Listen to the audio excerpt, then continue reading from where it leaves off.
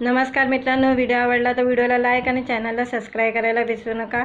आज या व्हिडिओमध्ये लाडकी बहीण योजनेमार्फत पुन्हा एकदा ई-केवायसी करण्याची मुदत वाढवण्यात आलेली आहे। त्याबद्दल जाणून घेऊया आजच्या व्हिडिओमध्ये।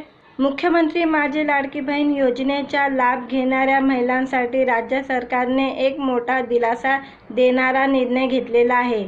ज्या महिलांनी ई-केवायसी प्रक्रिया पूर्ण करताना तांत्रिक नजरचुकीने माहिती भरण्यात चूक केली होती, त्यांना आता आपल्या अर्जात सुधारणा करण्याची पुन्हा एकदा संधी उपलब्ध करून देण्यात आलेली आहे। नेमकी चूक काय झाली होती? योजनेअंतर्गत 31 डिसेंबर 2025 पर्यंत अनेक महिलांनी ई-केवायसी पूर्ण केली, मात्र कुटुंबातील सदस्यांच्या सरकारी नोकरी किंवा निवृत्ती वेतनाबाबत पेन्शन पर्याय निवडताना अनेक लाभार्थींकडून चुकीची माहिती भरली गेली। यामुळे पात्र असूनही अनेक महिलांचे अर्ज अपात्रतेच्या धोक्यात आले होते।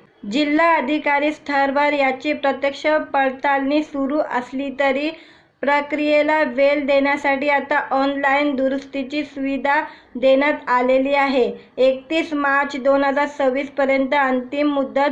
ज्या महिलांच्या अर्जात कुटुंबातील सदस्य सरकारी कर्मचारी असणे किंवा निवृत्ती वेतन घेणे या पर्यायाबाबत चूक झाली असेल, अशा महिलांना आता 31 मार्च 2026 पर्यंत ऑनलाईन पोर्टलवर जाऊन दुरुस्ती करता येईल। शासनाचे स्पष्ट निर्देशन आहे, ही सुविधा करण्याची अंतिम संधी असून यानंतर कोणतीही मुदत दिली जाणार नाही।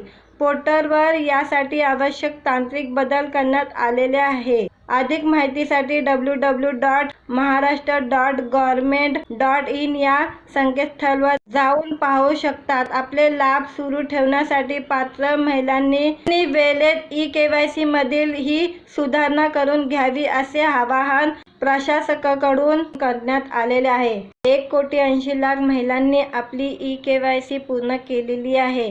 त्यातून 26 लाख महिलांनी चुकीचा पर्याय निवडल्याने त्या महिला योजनेतून बाद झाल्या। ई-केवायसीत गोंधळ घालणारा प्रश्न विचारल्यामुळे तिची तक्रार या महिलांकडून करण्यात आल्यानंतर सरकारने आता या महिलांना आणखी एक संधी देण्याचा निर्णय घेतला आहे।